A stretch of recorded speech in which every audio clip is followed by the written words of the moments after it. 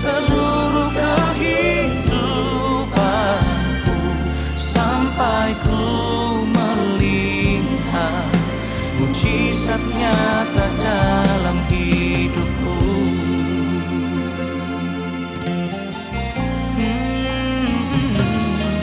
Engkau Tuhan yang paling mengerti, Engkau pribadi yang memahami dalamnya relung hati.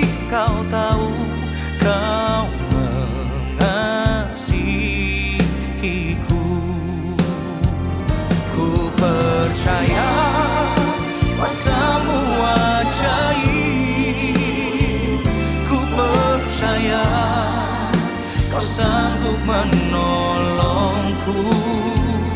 Ku serahkan seluruh kehidupanku sampai ku melihat mujizat nyata dalam hidupku.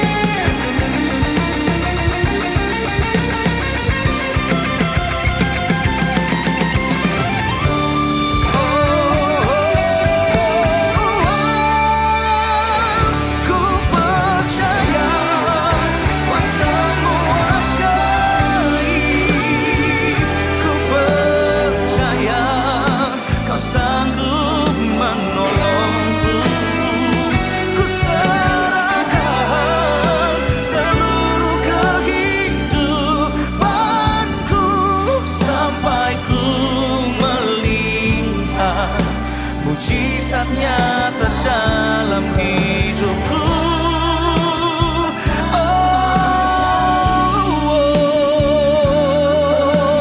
Ku percaya menolongku.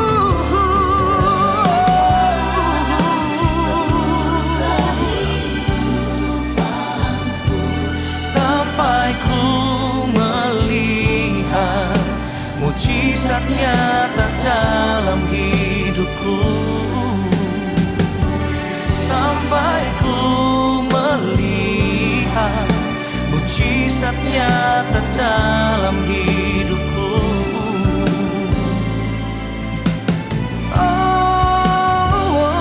Sampai ku melihat mujizat nyata dalam hidupku.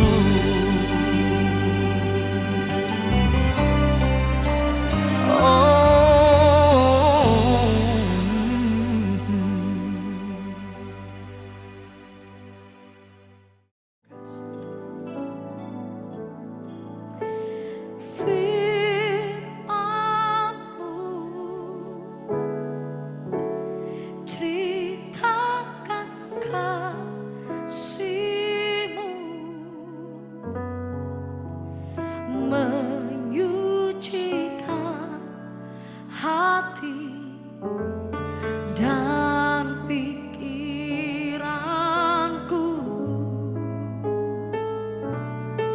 jadikan setia, menjadikan berkat kehidupan kekal sampai ku menjadi harta kesayanganmu. Mari jemaat Tuhan sendiri menyatakan di hadapan Tuhan, buka hatimu lebih lagi. Yes, firman-Mu, ceritakan kasih-Mu. Kami memberi diri untuk disucikan, menyucikan hati. Amin.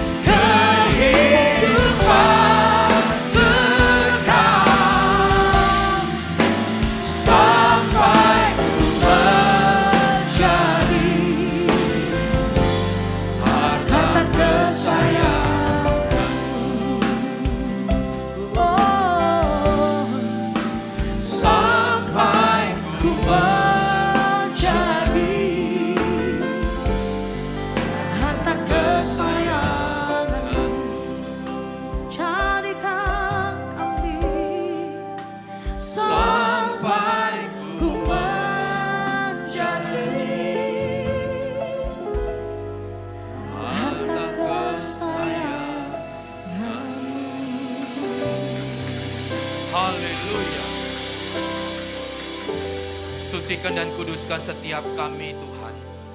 Layakkan kami datang di dalam hadirat-Mu Tuhan. Untuk mendengarkan sabda-Mu, untuk mendengarkan perintah-Mu untuk setiap hidup kami. Mungkin hari-hari ini kami berbuat dosa dan salah di hadapan Tuhan. Biarlah melalui firman Tuhan, Tuhan menegur dan mengingatkan kami. Mungkin hari-hari ini kami takut dan khawatir. Biarlah melalui firman Tuhan memberikan kekuatan dan keberanian kepada kami. Mungkin hari-hari ini Tuhan hati kami pahit, hati kami sakit. Tetapi biarlah melalui firman Tuhan, firman kembali memulihkan setiap hati kami. Karena kami percaya firman penuh dengan kuasa. Firman dapat membuat apa yang tidak mungkin bagi manusia, mungkin bagi Tuhan. Oleh karena itu Tuhan, kami siap disucikan, kami siap ditahirkan, kami siap diberikan kekuatan oleh firman Tuhan. Terima kasih Bapa, urapi setiap kami di tempat ini. Kami sambut bagian yang terbaik, yaitu firman Tuhan. Di dalam nama Tuhan Yesus, kami sudah berdoa dan mengucap syukur. Haleluya. Amin. Silakan duduk Bapak Ibu.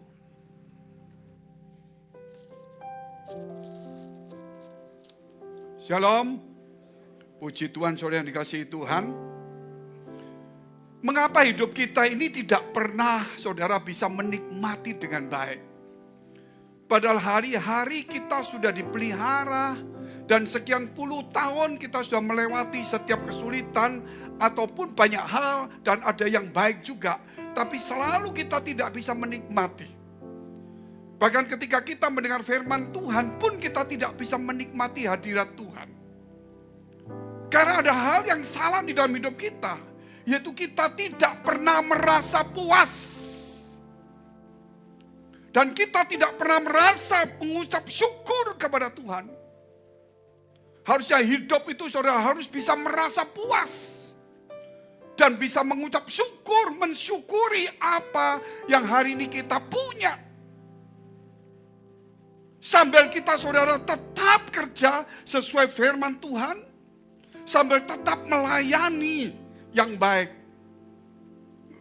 Jangan sampai saudara kita ini hidup itu tidak pernah merasa puas. Sehingga di dalam kehidupan kita sebagai orang percaya selalu menuntut dan tidak pernah bisa bersyukur. Tidak pernah bisa menikmati hadirat Tuhan. Baik sebagai seorang pelayan Tuhan, baik sebagai seorang jemaat, sebagai seorang suami, sebagai seorang istri, sebagai seorang anak sekalipun. Ketika kita dapat kerjaan, saudara, juga tidak merasa puas. Apapun yang Tuhan berikan kepada kita, apapun yang kita hadapin, selalu kita tidak pernah merasa puas.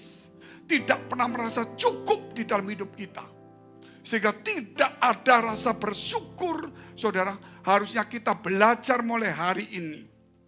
Saudara, kita boleh kerja yang keras. Kita boleh berusaha yang baik. Tapi kerja sesuai aturan firman Allah. Melayani sesuai. Tetapi saudara, kita harus belajar. Saudara merasa puas. Ketika kita melayani, kita ketika bekerja, apa hasilnya? Yang penting kerja yang terbaik, melayani yang terbaik sesuai firman Allah. Itulah kemudian kita boleh merasa puas. Hasilnya itulah yang Tuhan berkati kepada kita. Kecuali kalau kita malas, kita menipu orang, kita bersungut-sungut, pasti hasilnya tidak ada, kita merasa puas. Saya melihat kita di akhir zaman ini, orang Kristen itu hanya percaya cuma pujiannya bagus, tapi hatinya saudara tidak ada rasa puas, tidak ada merasa cukup, selalu kurang, diberkati kurang, dikasih ini kurang, terus menuntut hidupnya. Padahal kita jadi orang Kristen, saudara, kita percaya Tuhan, kita tidak bisa menuntut, tapi kita dituntut oleh Tuhan. Lakukan perintah-perintahku, karena perintah itu tidak berat. Berarti firman Allah itu saudara menuntut kita untuk melakukannya. Bukan kita duduk di bawah kaki Tuhan terus kita menuntut Tuhan. Karena kita tidak puas. Saudara. Kenapa saudara? Karena kita tidak pernah kerja optimal. Saudara. Karena kita tidak pernah melayani optimal. Mungkin kita tidak pernah berdoa dengan baik.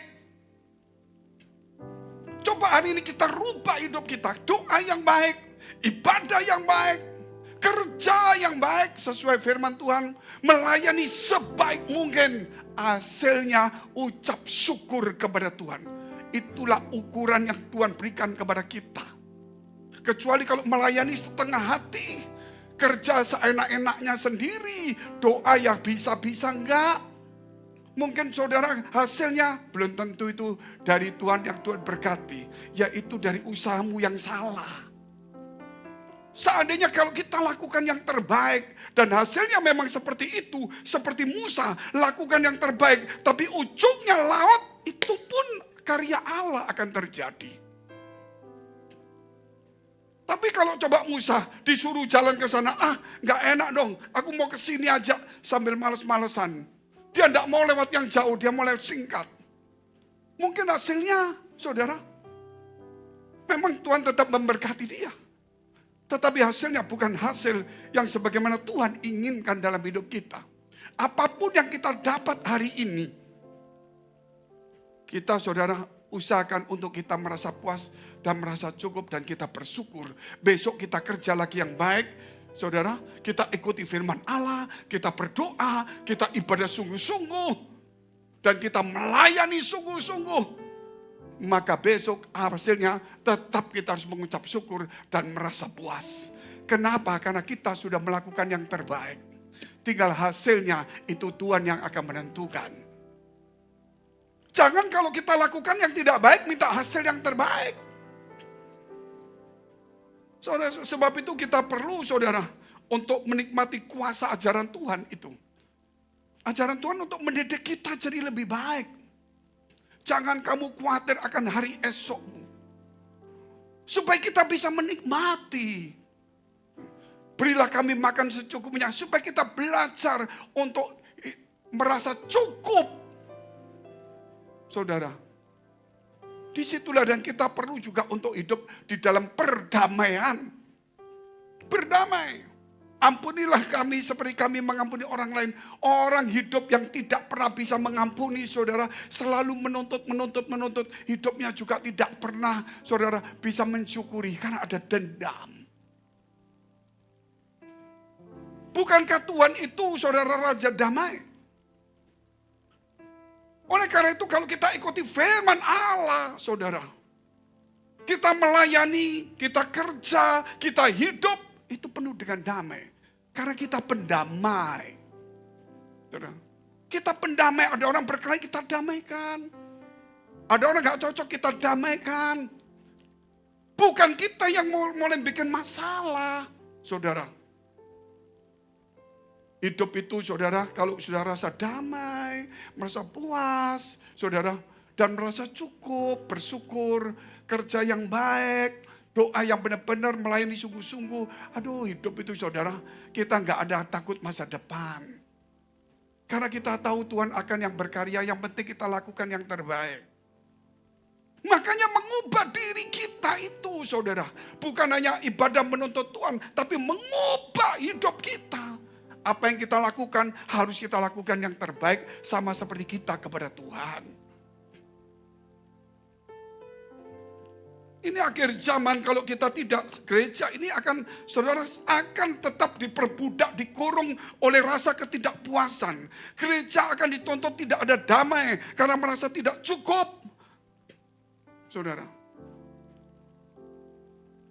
Jadi gereja saudara ngomongnya Tuhan.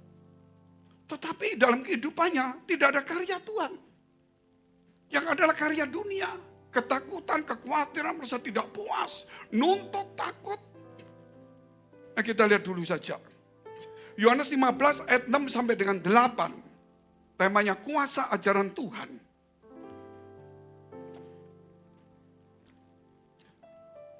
Barang siapa tidak tinggal di dalam aku, berarti ikut ajaran Yesus. Ia dibuang keluar seperti ranting dan menjadi kering. Ya tidak ada merasa puas, tidak bisa bersyukur. Kemudian dikumpulkan orang dan dicampakkan ke dalam api lalu dibakar. Di gereja juga sama, kering rohaninya. Dengar firman, saudara maunya cuma cari-cari yang seperti itulah. Kita kurang untuk mendengar firman, untuk mengubah diri kita. Kalau saudara ingin benar-benar memperbaiki hidup kita, memperbaiki hidup, saudara begitu ada seminar, begitu ada pengajaran, bayar berapapun saudara mau, karena saudara membutuhkan ajaran itu. Tetapi kalau kita tidak butuh untuk memperbaiki diri, saudara, maka kita tidak butuh pengajaran itu. Kita cuma butuh cerita-cerita yang enak, yang lucu, yang senang lah. Gitu. Soalnya saudara kalau saudara ingin, aku mau masak apa ya? Gitu. Bagaimana? Begitu saudara kepingin masak, tiba-tiba ada orang seminar masak, saudara pasti senang. Kalau saudara gak suka masak, ada seminar, saudara gak mau. Gitu loh. Hanya cuma cari acaranya apa selain masak. Gitu. Nah di gereja ini saudara, bukan acaranya apa. Yaitu untuk memperbaiki, mengubah diri kita. Saudara. Supaya kita tidak seperti kita terus. Supaya kita ini seperti Tuhan. Saudara. Modelnya sama dari dulu, mulai sekolah minggu sampai besar. Jadi pendeta tetap sama modelnya, saudara sama. Khotbahnya berapi-api, hidupnya matanya kosong, saudara. Tidak ada sukacita. Mama dapat berkatnya gak banyak, gak sukacita. Dikasih banyak ya, gak sukacita. Dapat istri gak sukacita, punya anak juga problem. Terus apa kita ini, saudara? Orang gak punya isi stres. Kita punya. Orang gak punya anak stres, kita punya, saudara. Orang gak ada kerjaan stres, kita ada walaupun gak banyak. Orang rugi stres, saudara gak rugi masih stres. Bingung gak? Kenapa? Karena saudara nuntut. Makanya saudara tuh kenapa? Karena kita tuh selalu menargetkan sesuatu. Target saya segini. Akhirnya saudara kerja keras, gak nyampe, nipu. Ngamuk, nipu. Begitu gak tercapai, stres. Gak puas. Setiap hari target itu gak cocok, gak tepat. Gimana ini caranya? Kejar target. Betul ya? Target kan harus dicapai, aturannya begitu. Tapi saya punya teori yang lain. Saudara boleh untuk mencapai target. Saudara boleh punya target.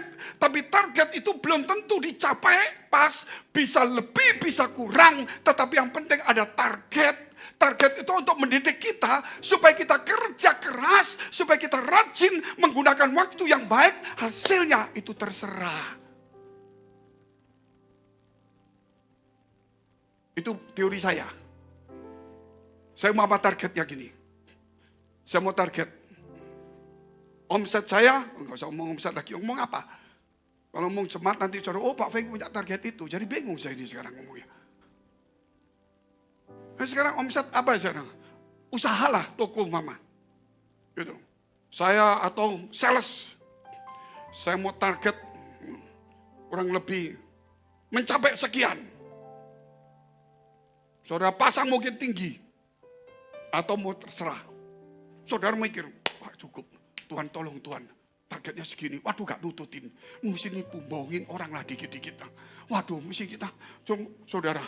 Gitu. Akhirnya begitu saudara sampai 1 bulan, nggak capek, nggak puas. Besok lagi. Kelebihan saudara, kelebihan. Waduh besok mesti nambah. Sayang nggak lebih banyak lagi.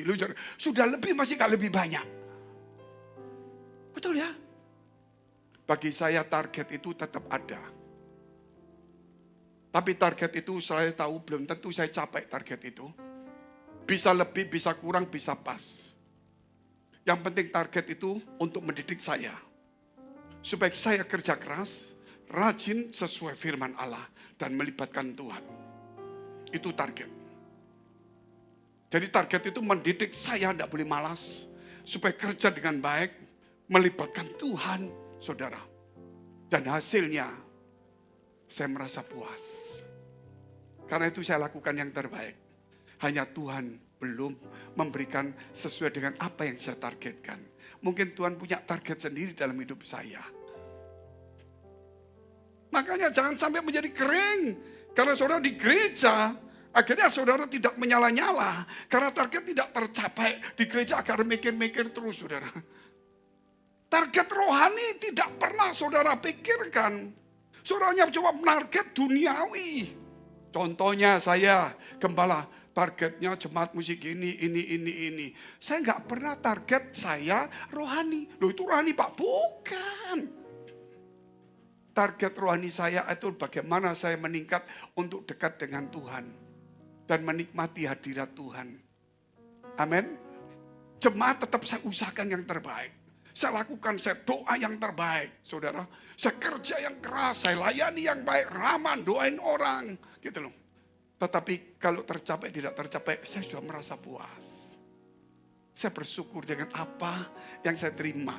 Karena saya sudah melakukan yang terbaik yang saya lakukan. Hanya Tuhan belum memberikan sesuai target saya.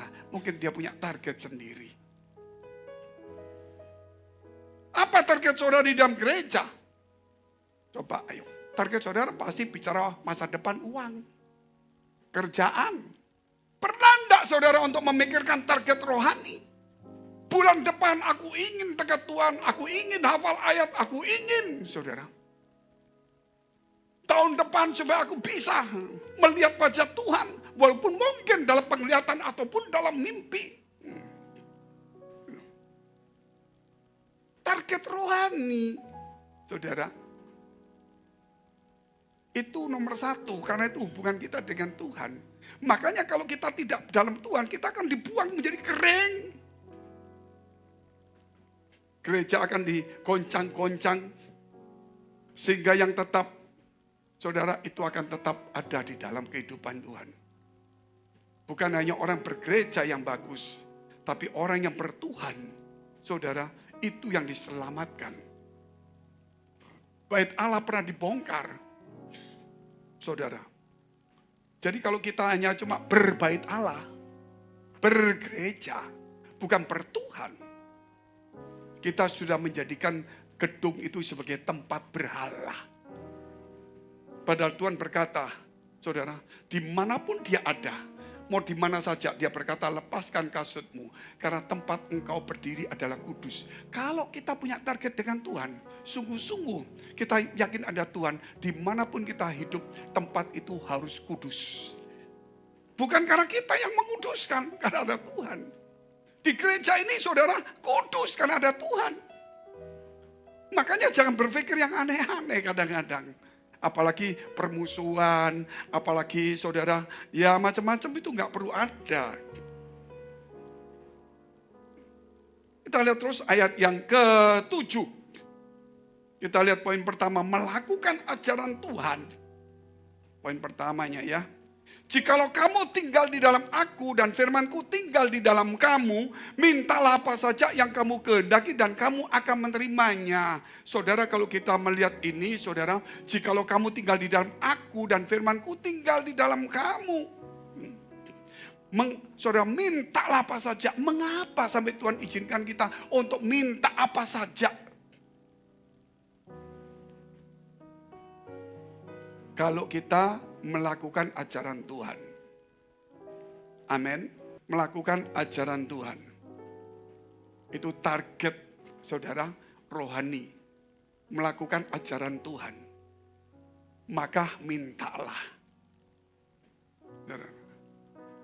Mintalah sesuai dengan targetmu. Tapi hasilnya ya sesuai dengan Tuhan.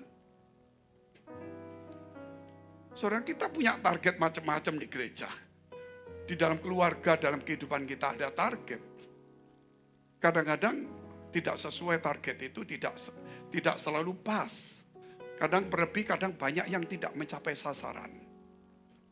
Tapi kita tahu yang penting kita tetap berusaha yang baik. Itu mendidik diri kita untuk tetap melakukan yang baik. Musa pernah melakukan yang baik. Mencoba saudara. Dia mulai untuk membantu orang Israel. Tapi saat itu Tuhan tidak, saudara, membela dia. Tuhan izinkan Dia sendirian dan dia mengalami ketakutan, dia melarikan diri. Tapi dia sudah melakukan yang terbaik. Tapi Tuhan belum memberikan targetnya. Tapi Tuhan bisa melihat, di awalnya kamu sudah melakukan yang terbaik. Makanya 40 tahun kemudian baru Tuhan panggil Musa, ayo kembali ke Mesir. Loh, dulu waktu aku melakukan yang baik kok Tuhan gak bantu aku. Dulu aku cuma melihat mengapa aku memilih kamu. Ternyata kamu lakukan yang baik. Walaupun aku belum perintahkan. Amin. Kenapa sampai Tuhan bisa memilih Musa? Walaupun dia belum kenal Tuhan 100%. Tapi dia bisa melakukan yang baik. Makanya Tuhan pilih dia. Sedangkan kita sudah tahu firman Allah. Tapi kita tidak melakukan yang baik. Kita harus lakukan yang lebih terbaik. Dari yang bisa kita harus lakukan hari ini. Apa yang kau jumpai dengan tanganmu, lakukan dengan sekuat tenagamu. Amin. Sampai Tuhan mintalah apa saja. Kenapa saudara? Karena dia adalah sang firman itu sendiri. Mintalah apa saja. Kita lihat terus bawahnya, ayat 8 dulu. Nanti kita ulang lagi. Dalam hal inilah Bapakku dipermuliakan, yaitu jika kamu berbuah banyak. Dan demikian kamu adalah murid-muridku. Kenapa disebut murid saudara? Karena kita melakukan ajaran Tuhan. Saudara coba bayangkan ayat 8, saudara lihat itu. Kita mau lihat. Dalam hal inilah Bapakku, perhatikan baik-baik. Dipermuliakan. Dalam hal inilah Bapakku dipermuliakan. Kalau kamu menjadi muridnya Bapak, enggak juga. Demikianlah Bapak dipermuliakan. Kalau kamu menjadi muridnya Allah, juga tidak.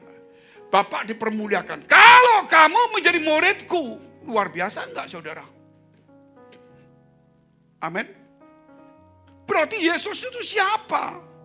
Dia itu Allah, sang firman. Jangan pernah ragu-ragu, saudara. Kalau yang Musa berkata, ayo jadi muridnya Tuhan, muridnya Allah. Gitu loh. Tapi Yesus berani bicara, Bapa akan dipermuliakan. Ketika kamu jadi muridnya Yesus. Gitu loh. Engkau mau jadi muridnya Bapa, muridnya Allah, tetap enggak Bapa tidak dipermuliakan. Tetapi ketika kita menjadi muridnya Yesus, melakukan ajaran Yesus, Bapa itu dipermuliakan. Itu firman yang luar biasa, karena dia adalah sang firman itu sendiri. Makanya kita lihat, saudara, poin yang kedua, kita lihat ayat yang ke-7 lagi. Jika kamu tinggal di dalam aku dan firmanku tinggal di dalam kamu, mintalah apa saja yang kamu kehendaki dan kamu akan menerimanya. Saudara, kalau kita baca ini, saudara senang dimintalah. Tapi kalau saudara baca di depannya ini, jikalau kamu tinggal di dalam aku dan firmanku tinggal di dalam kamu, apa yang ada di benak kita? Kalau yang saya ambil poin kedua itu kuasa ajaran Tuhan. Kuasa dari sang firman. Loh kenapa? Tuhan Yesus berkata firmanku. Katakan amin dulu. Seorang nabi itu saudara berkata demikianlah firman Allah. Tapi Yesus tidak pernah berkata demikianlah firman Allah. Tapi Yesus berkata firmanku. Kenapa dia mengatakan firmanku? Karena dia sang firman. Firmanku, saudara. Sampai seperti itu. Dan dia katakan apa? Aku berkata kepadamu sesungguhnya. Dia kalau ngomong aku berkata kepadamu sesungguhnya. Dia tidak pernah berkata demikianlah firman Allah. Karena dia itu sang firman. Makanya saya heran sekarang di akhir-akhir ini. Banyak orang-orang saudara sudah mulai menyelewengkan. Bahwa Yesus itu mungkin bukan ini, bukan itu. Padahal kalau kita baca firman itu luar biasa. Kita lihat dulu Roma 10 ayat 17. Saudara, Kenapa saudara punya iman hari ini? Mengapa imanmu hari ini jatuh? Mengapa imanmu gugur? Kita lihat dulu Roma 10 ayat 17. Itu ayat hafalan, Pak. Jadi iman timbul dari pendengaran. Itu hafalan, Pak. Dan pendengaran oleh firman Kristus itu hafalan, Pak. Coba perhatikan baik-baik. Jadi iman timbul dari pendengaran. Dan pendengaran oleh firman Kristus. Kenapa enggak firman Allah? Jadi kita menjadi orang percaya, kita diselamatkan karena ada firman Kristus. Karena dia itu sang firman. Saudara, perhatikan kata-kata itu luar biasa sekali. Makanya kalau orang mencintai ajaran Tuhan, saudara, dia membaca lagi, iman itu timbul. Dari mana? Dari ajaran Yesus itu. Ketika imanmu timbul, maka saudara, mulai kita percaya dengan apa yang kita doakan. Mungkin saudara, iya Pak. Oh, tunggu dulu. Saudara percaya Tuhan. Makanya saudara ke gereja. Saudara percaya Tuhan. Makanya saudara berdoa. Betul ya? Tapi ketika saudara berdoa, saudara tidak percaya dengan doamu. Makanya kita nipu, bohong. Makanya tidak terjadi. Hidup kita saudara mulai tidak karuan. Berdoa tapi tidak percaya dengan doanya. Kenapa? Karena imanmu tidak kepada firman Kristus. Engkau selamat karena percaya Yesus. Tapi kemudian tidak pernah ada ajaran Yesus lagi dalam hidup kita. Sehingga iman itu tidak muncul. Harusnya saudara, engkau berdoa harus percaya dengan doamu sebagaimana engkau percaya kepada Tuhan dan kau berdoa. Bingung. Jumat sudah bingung. Kalau kita berdoa harus percaya dengan doa kita. Betul ya? Titik. Sama seperti kita percaya Tuhan, makanya kita berdoa. Paham ya saudara? Karena saya percaya Tuhan, makanya saya berdoa. Stop. Nah, stop satu. Sekarang saya berdoa, saya harus percaya dengan doa saya. Sebagaimana saya percaya Tuhan, sehingga saya berdoa. Kalau nggak ngerti lagi minum kopi, saudara. Karena saudara percaya Tuhan, makanya saudara melakukan doa kan? Sujud. Gitu loh. Ketika saudara berdoa, saudara nggak percaya dengan doamu. Harusnya saudara percaya dengan doamu. Seperti karena kamu percaya Tuhan, makanya kamu ada tindakan berdoa. Tapi yang kita tahu itu kita percaya dengan Tuhan, makanya kita berdoa. Dan kita berdoa, kita nggak percaya dengan doa kita. Makanya kita mulai nipu orang, kita mulai pakai strategi, kita mulai politik. Hati kita tidak tulus lagi, tidak murni. Gitu loh. Mau jadi pendeta, nggak pendeta tetap nggak murni. Kalau dia nggak percaya dengan doanya dia. Jadi doa itu hanya slogan. Tuhan kau berkati aku percaya kau tolong kami. Engkau akan membuka jalan Tuhan. Saya yakin sesulit apapun pasti dibuka. Besok ketemu orang, oh, kamu ada duit enggak? Sudah mulai saudara. Dia yang buka jalan. Bukan Tuhan yang buka jalan. Makanya saudara, kita harus hati-hati dalam hidup ini. Kita lihat dulu 1 Yohanes 1 ayat 1. Apa yang telah ada sejak semula, yang telah kami dengar, yang telah kami lihat dengan mata kami, yang telah kami saksikan dan yang telah kami raba dengan tangan kami tentang firman hidup. Itulah yang kami tuliskan kepadamu. Itu Yohanes berkata tentang Yesus, yaitu firman yang hidup, firman yang telah menjadi manusia, yang diraba, dilihat, disaksikan dan didengar. Amin. Gitu. Itu orang yang pertama lihat Yesus. Dia melihat, dia meraba, dia memegang, dia bersaksi. Saudara. Dan dia katakan ini firman yang hidup. Yang terjadi manusia. Itu orang pertama. Nah saudara, orang yang 2000 tahun kemudian. Terus mau mikir gini. Mungkin Rasul Yohanes salah itu. Orang pinter zaman dulu kan gak ada matematika. Repot saudara kalau bisa ngomong gitu. Itu saksi pertama yang menikmati. Makanya dia tulis kita harus percaya. Thomas berkata apa? Ketika Yesus berkata, Thomas, jangan lagi kamu tidak percaya tapi percayalah. Rabalah tanganku, cucukkan jarimu ke lambungku supaya engkau percaya. Maka Thomas yang gak percaya saat itu menjadi berkata, ya Tuhan, ya Allahku. Itu orang yang pertama yang melihat dan berkata, ya Tuhan, ya Allahku. Mengapa sekarang saudara menimbang-nimbang, oh mungkin bukan Tuhan, mungkin ini, mungkin bukan Allah. Nah kita sudah membaca kitab suci itu dan kita percaya. Dan yang nulis itu adalah orang-orang yang mengalami di depannya. Kita setelah 2000 tahun mana mungkin kita bisa melihat lagi. Kita harus bisa saudara percaya sebagaimana orang yang pertama melihat Yesus. Katakan amin dulu. Walaupun saya 2000 tahun kemudian belum sempat megang Yesus. Tapi saya anggap saya pernah memegang Yesus.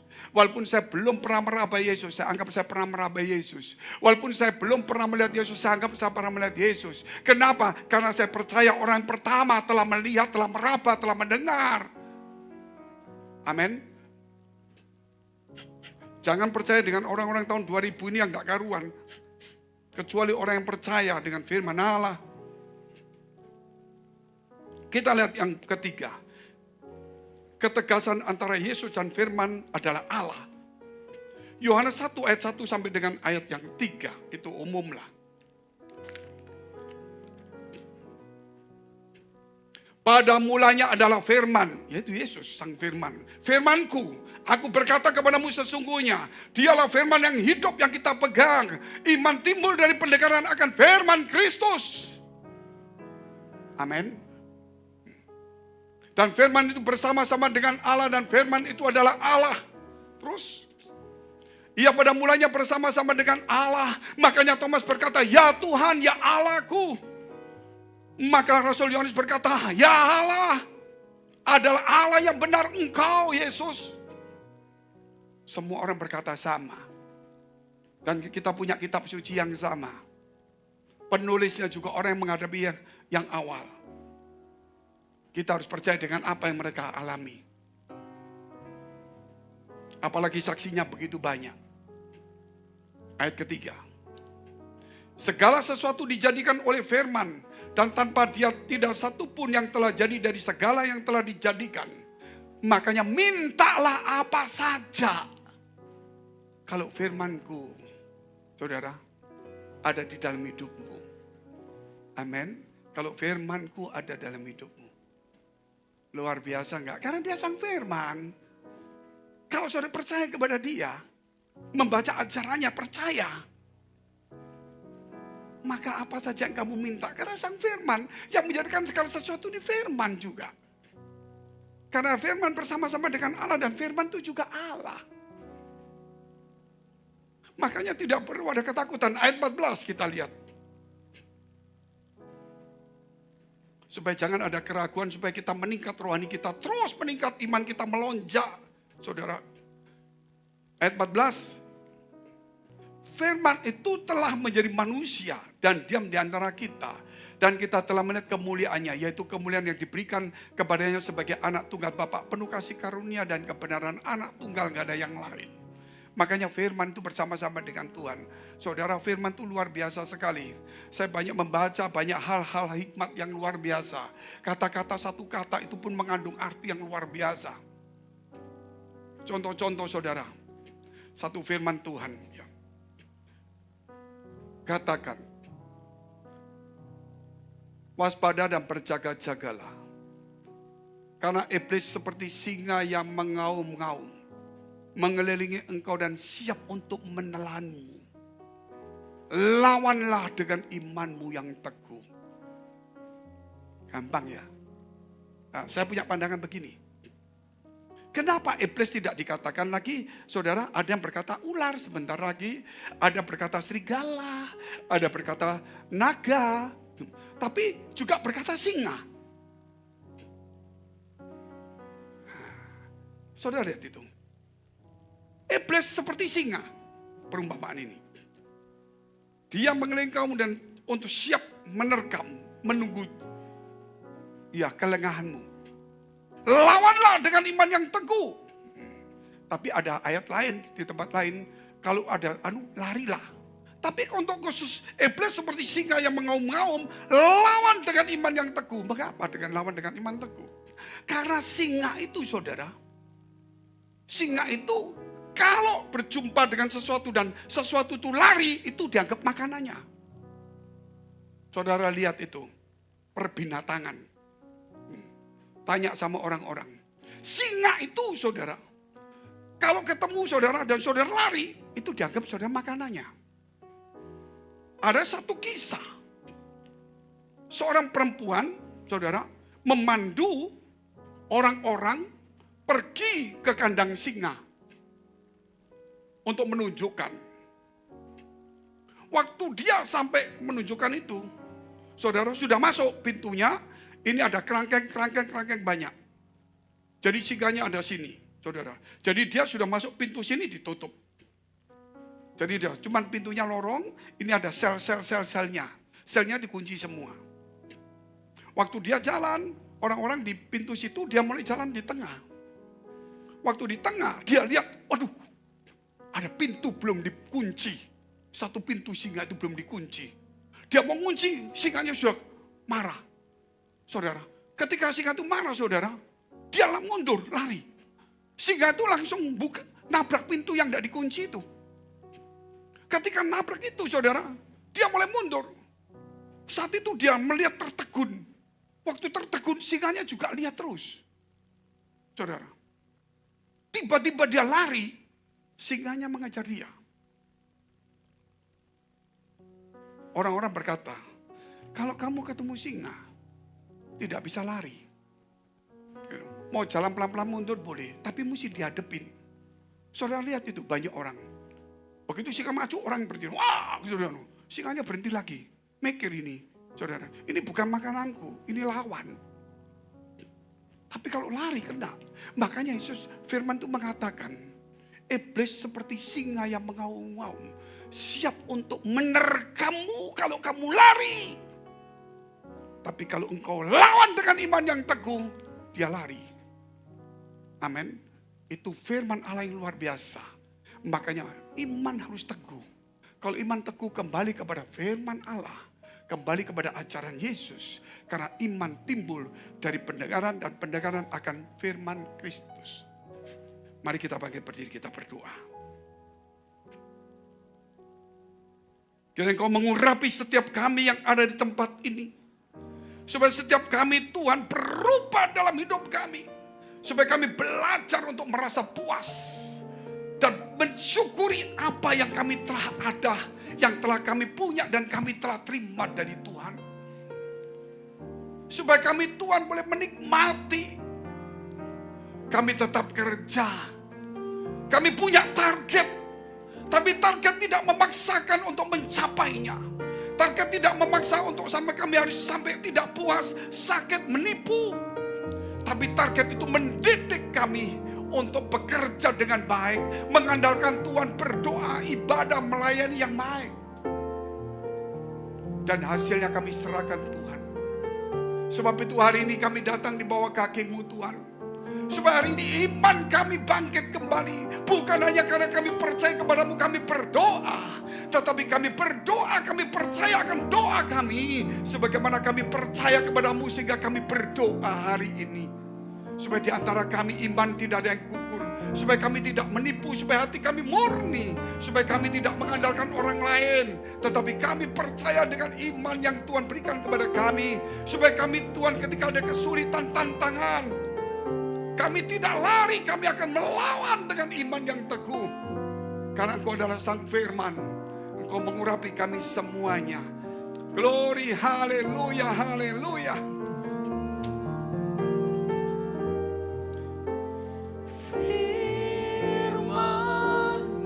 Haleluya, haleluya. Ceritakan Bangkitlah hari ini saudara.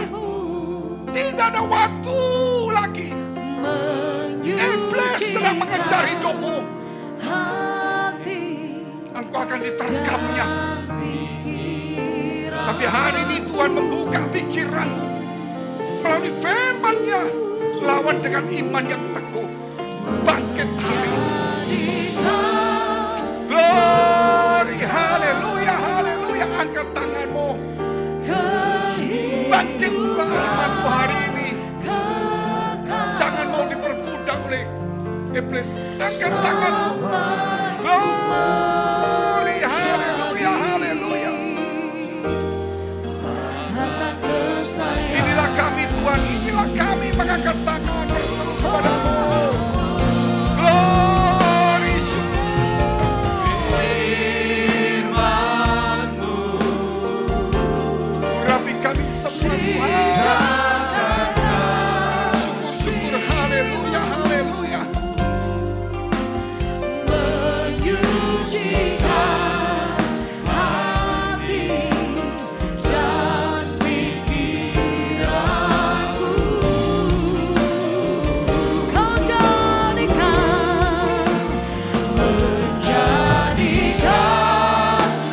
berkat kehidupan kekal sampai ku menjadi harta kesayangan-Mu.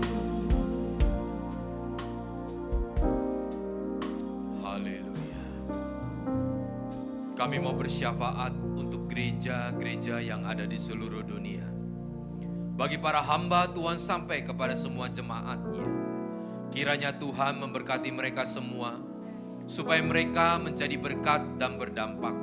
Sehingga gereja di seluruh dunia dipenuhi oleh jemaat yang mencari Tuhan dengan tulus dan takut akan Tuhan. Demikian juga untuk gereja di mana kami Engkau percayakan untuk mengembalakannya, yaitu gereja Blessing in the Spirit. Kami mau berdoa untuk setiap persembahan dari jemaat-Mu. Kiranya Tuhan Kau menerimanya dan membalasnya. Biarlah persembahan ini berkenan kepada Tuhan. Tuhan Kau memberikan kemurahan-Mu. Balaslah kebaikan dan kerelaan hati jemaat. Jaga dan lindungi mereka. Serta peliharalah mereka beserta keluarga, pekerjaan, studi, dan di dalam kesehatannya. Mari dekapkan kedua tangan di dada. Firman Tuhan katakan, jagalah hatimu dengan segala kewaspadaan, karena dari situlah terpancar kehidupan. Jadilah berkat dan terimalah berkat rahmat anugerah dari Allah Bapa di surga. Di dalam putra tunggalnya Yesus Kristus yang telah mati bagi dosa-dosa kita. Dan dia bangkit pada hari ketiga sehingga kita sembah Tuhan Allah yang hidup. Iman kita bukan kepada Tuhan yang mati. Dan di dalam persekutuan dengan Roh-Nya yang kudus yang akan menyertai kita dari sekarang sampai selama-lamanya. Haleluya. Kemuliaan bagi Allah di tempat yang maha tinggi. Kemuliaan bagi Yesus, Tuhan yang memerintah atas segalanya, Raja segala raja. Katakan kemuliaan.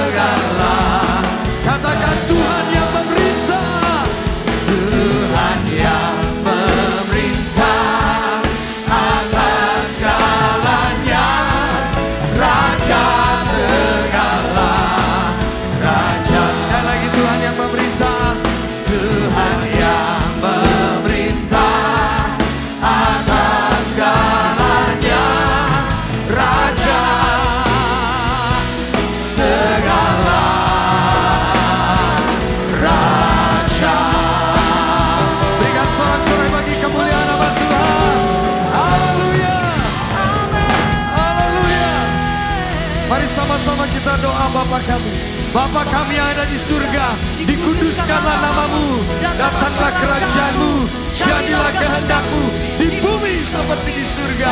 Berikanlah kami pada hari ini makanan kami yang secukupnya, dan ampunilah kami akan kesalahan kami seperti kami juga mengampuni orang yang bersalah kepada kami. Dan janganlah membawa kami ke dalam pencobaan, tetapi lepaskanlah kami daripada yang jahat, karena Engkaulah yang punya kerajaan dan kuasa dan kemuliaan sampai selama-lamanya. Percaya, katakan amin. Sorak-sorai bagi Tuhan kita Yesus, haleluya. Selamat malam, Tuhan Yesus memberkati kita, haleluya. Roh Kudus penghibur dan penolongku, ku tak takut sebab Engkau ada di dalamku. Kau ubah dukaku menjadi sukacitaku. Roh Kudus, Kau hadir di sini.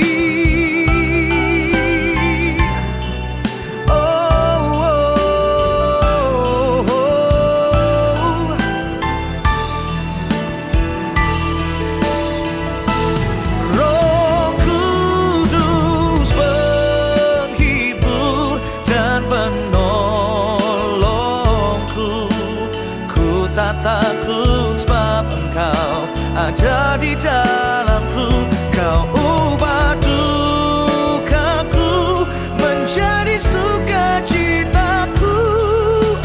Roh Kudus, Kau hadir di sini. Roh Kudus, Kau hadir di sini.